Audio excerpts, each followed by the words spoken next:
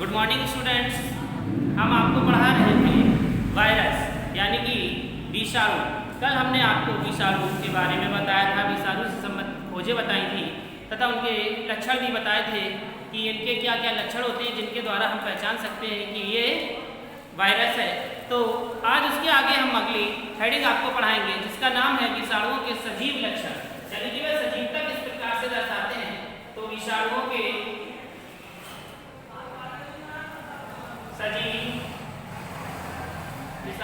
सजीव लक्षण, विषाणुओं के सजीव लक्षण, living characteristics of virus, living characteristics of virus,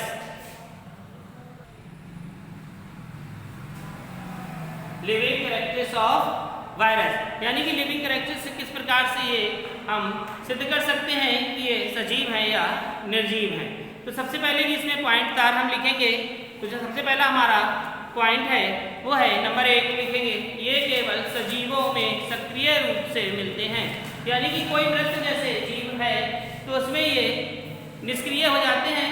यानी कि हमने कल भी आपको बताया था कि जब कोई कोशिका सजीव होती है तो उसमें ये सक्रिय हो जाते हैं। तो लिखेंगे पहला पॉइंट, ये केवल सजीवों में सक्रिय रूप से मिलते हैं, ये केवल सजीवों में सक्रिय रूप से मिलते हैं। नंबर 2, ये केवल सजीव कोशिकाओं के भीतर ही गुणन करते हैं, ये केवल सजीव कोशिकाओं के भीतर ही गुणन करते हैं, सजीव कोशिकाओं के भीतर ही गुणन करते हैं। नंबर 3 लिखेंगे, इनमें सजीव तंत्र के समान ही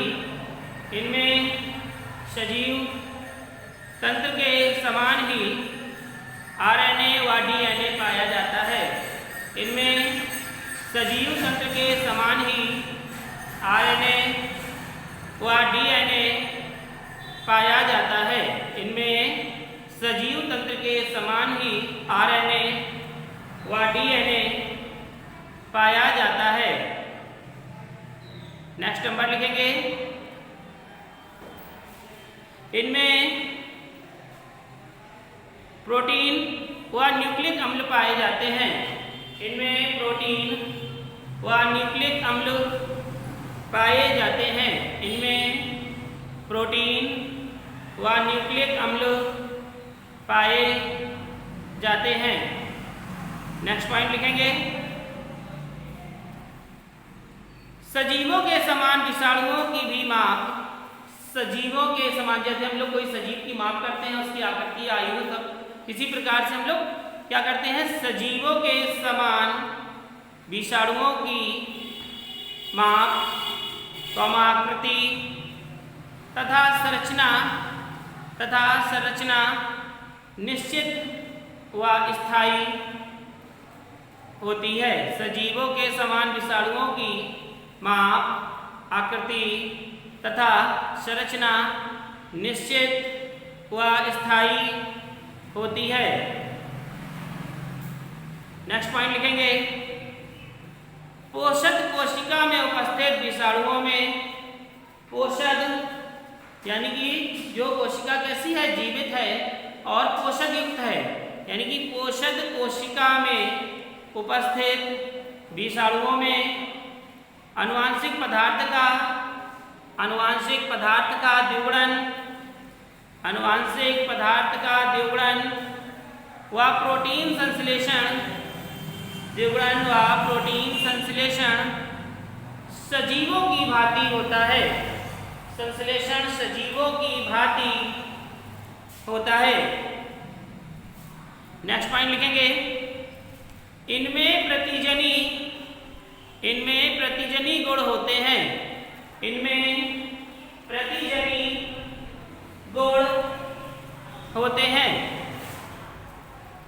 नेक्स्ट पॉइंट लिखेंगे, जो कि कल हमने आपको बताया था कि ये निष्क्रिय किससे किए जा सकते हैं।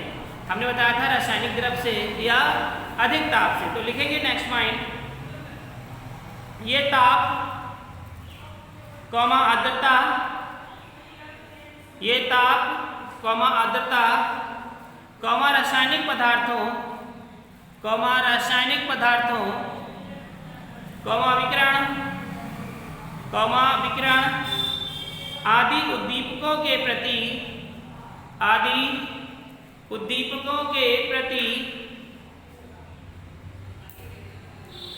अनुक्रिया प्रदर्शित करते हैं। आदि उद्दीपकों के प्रति अनुक्रिया प्रदर्शित करते हैं। नेक्स्ट और लास्ट पॉइंट लिखेंगे, इनमें संक्रमण की क्षमता अधिक होती है, यानी कि इन्फेक्शन फैलाते हैं।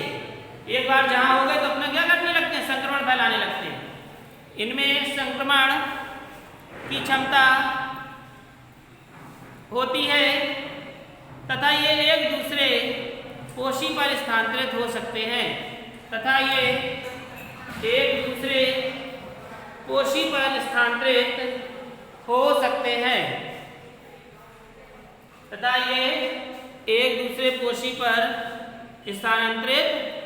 तो ये थे आपके विषाणुओं के सजीव लक्षण, जो कि सभी को समझ में आ गए होंगे। क्लियर है? क्लियर समझ में आ गया? इसके आगे इसी की हेडिंग एक और है, इसका नाम है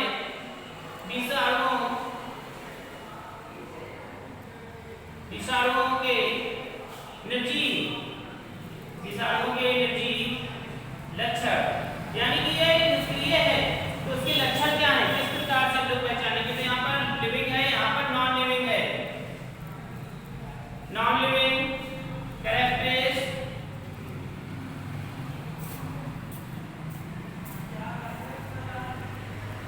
of virus, non living characteristics of virus. Note कर लीजिए, विषाणुओं के निर्जीव लक्षण। नोट हो गया? लिखेंगे नंबर 1 पॉइंट, सभी सजीव कोशिकाओं में डीएनए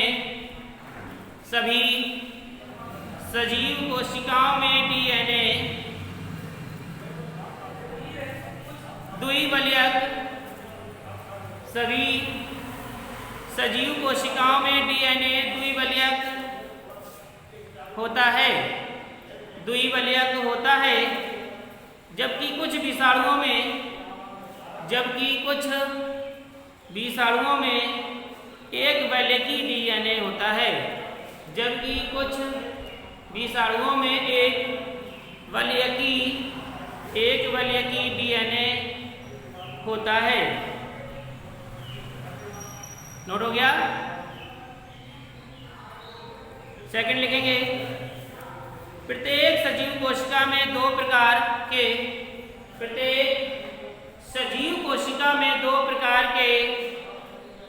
न्यूक्लिक अम्ल,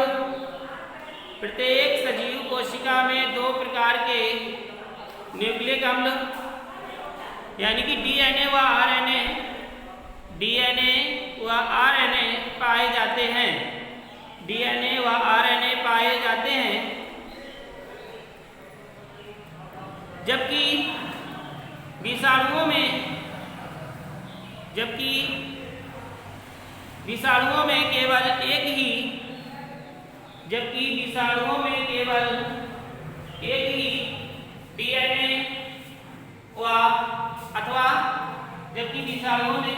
ही डीएनए अथवा आरएनए उपस्थित होता है। यानी कि देखिए, सभी कोशिकाएं हैं, उसमें डीएनए व आरएनए पाए जा रहे हैं। बट अगर वायरस है तो वायरस में या तो आरएनए होगा या फिर डीएनए होगा, यानी कि दोनों में से कोई एक होगा, दो नहीं होंगे। तो नेक्स्ट पॉइंट लिखेंगे, थर्ड पॉइंट है, सजीवों में पाए जाने वाले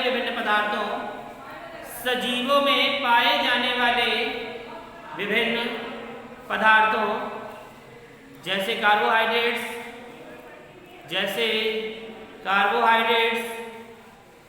प्रोटीन,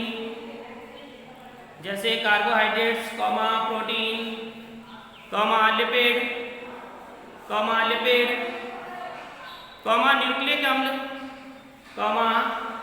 न्यूक्लिक अम्ल, एंजाइम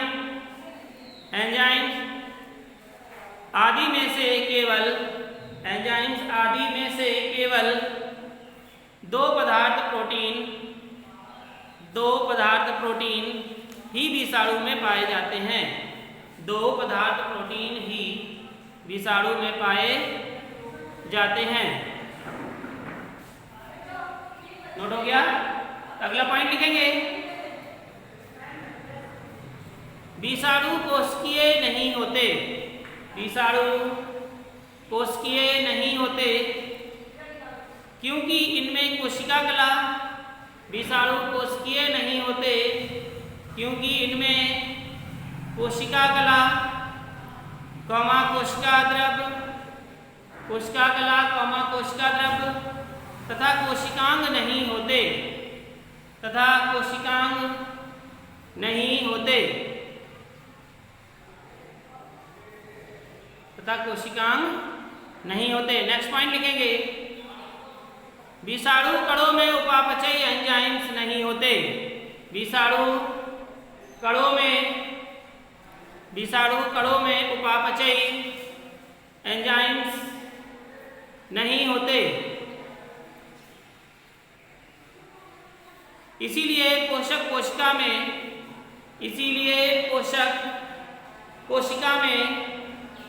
कोई उपापचय क्रिया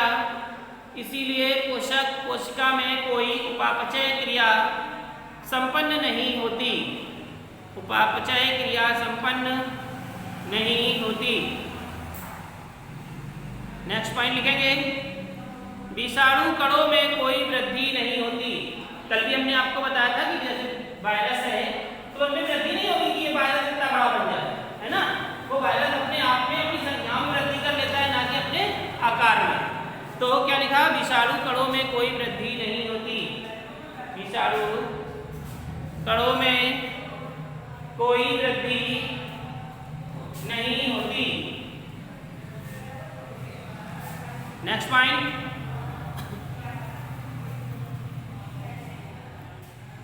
केवल सजीव कोशिकाओं के अंदर पहुंचने पर ही, केवल सजीव कोशिकाओं के अंदर पहुंचने पर ही इसमें पोषण एवं जनन होता है। यानी कि जब तक निष्क्रिय पड़ा रहता है, जैसे सजीव कोशिका में पहुंचा, सजीव कोशिका है जैसे पहुंचा, उसने क्या किया, रिप्रोडक्शन किया। क्या किया, अपनी संख्याओं को बढ़ाना चालू किया, है ना। क्या लिखा, केवल सजीव कोशिका के अंदर पहुंचने पर ही इसमें पोषण एवं जनन होता है। पोषण एवं जनन होता है। तो ये थी आपकी विषाणु के निर्जीव लक्षण, यानी कि दो प्रकार के लक्षण जो बताए गए आपको, एक सजीव लक्षण, दूसरा निर्जीव लक्षण। अगली हेडिंग आपकी है विषाणुओं का आकार, यानी कि किस प्रकार की हेडिंग डालेंगे, विषाणुओं का आकार। विषाणुओं का आकार यानी कि size of viruses, size of viruses. विषाणुओं का आकार लिखेंगे, विभिन्न प्रकार के विषाणुओं के, विभिन्न प्रकार के विषाणुओं के मापों में भिन्नता होती है। विभिन्न प्रकार के विषाणुओं के मापों में भिन्नता होती है।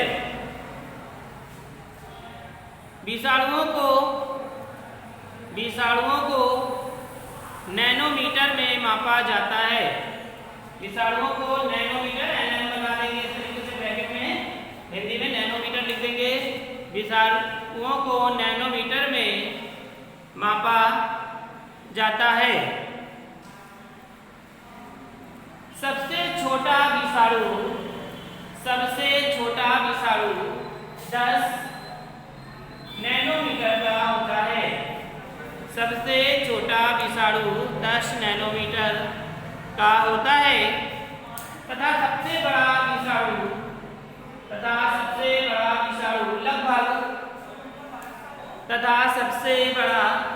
विषाणु लगभग 300 लगभग 300 नैनोमीटर यानी कि nm के बराबर होता है, nm के बराबर होता है। अब हम यहाँ पर कुछ आपको वायरसेस के नाम बता रहे हैं और तथा उनकी मापों को भी दर्शा रहे हैं, नोट करेंगे।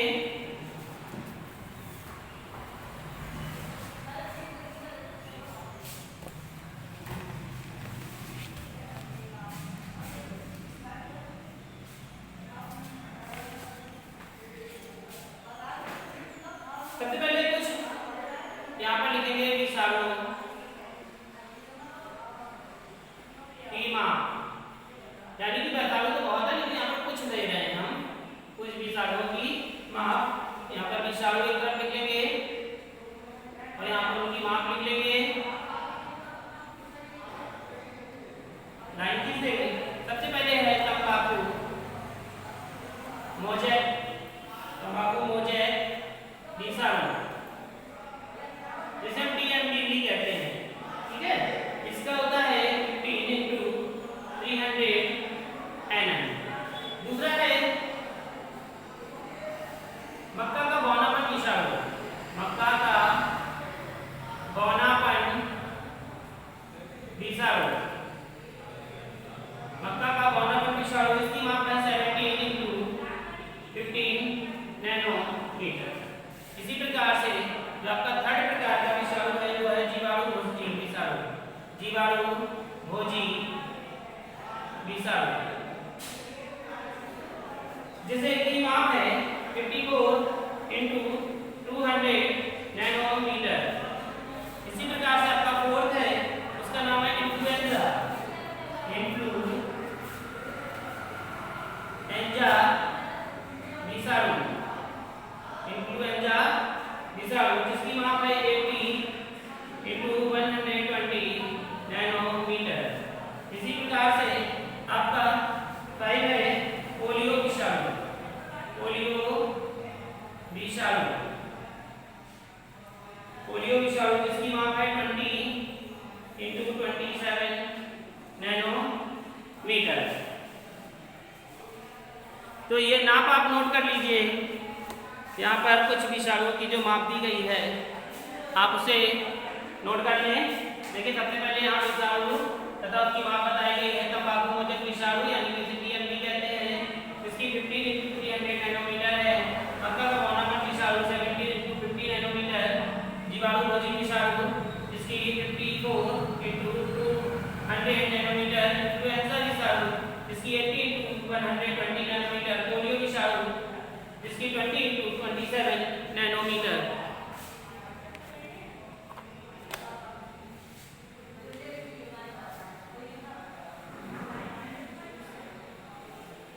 तो आपका ये हो गया, नोट हो गया सभी का।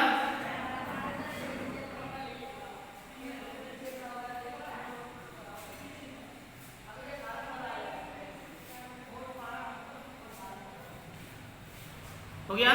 तो आज का टॉपिक यहीं तक था। कल को जो टॉपिक हमारा होगा वो होगा विषाणुओं की आकृति, उसमें डायग्राम भी है, इसीलिए आज इसमें से चालू नहीं कर रहे हैं। तो कल हम आपको पढ़ाएंगे विषाणुओं की आकृति, यानी कि विषाणु किस प्रकार का होता है, वह किस प्रकार से दिखता है, लंबा होता है, बौना होता है, छोटा होता है, बड़ा होता है, और इसकी खोज किसने की थी। तो जो रेवलेन ताकाहाशी थे उन्होंने सर्वप्रथम विषाणु की आकृति के बारे में बताया था। उन्होंने बताया था कि विषाणु लंबे, दंडाकार, छड़नुमा होते हैं, जो TMB, गलफुआ का विषाणु, हर्पीज विषाणु, इन्फ्लुएंजा विषाणु, टैडपोल, इस प्रकार के विषाणु होते हैं। कुछ विषाणु जैसे चिकन पॉक्स जटिल प्रकार के होते हैं, जैसे रेबीज विषाणु बंदूक की गोली के आकार के होते हैं। रेबीज किससे फैलता है? रेबीज भी एक वायरस है जो कि कुत्ते के काटने से फैल जाता है, और कुत्ते की लार में रेबीज नामक पदार्थ पाया जाता है। यानी कि जो जानवर होते हैं जैसे कुत्ता है, बिल्ली है, बंदर है, इनकी लार में रेबीज नामक पदार्थ पाया जाता है। जब ये किसी जंतु को काटते हैं तो रेबीज नामक पदार्थ उसकी कोशिका में पहुंच जाता है और कुछ समय के बाद उस जीव की मृत्यु हो जाती है। तो इसका नाम था रेबीज विषाणु। इस प्रकार से कई विषाणु हैं, आप जानते हैं। एक चिकन पॉक्स से बड़ी माता तथा छोटी माता भी कहते हैं। पोलियो विषाणु भी है, तो जो कुंडलीदार होते हैं, गोलाकार होते हैं, जटिल सममिति के होते हैं। तो कल आपका ये टॉपिक होगा हमारा विषाणुओं की आकृति। तब तक के लिए नमस्कार। समाचार समाप्त हुए।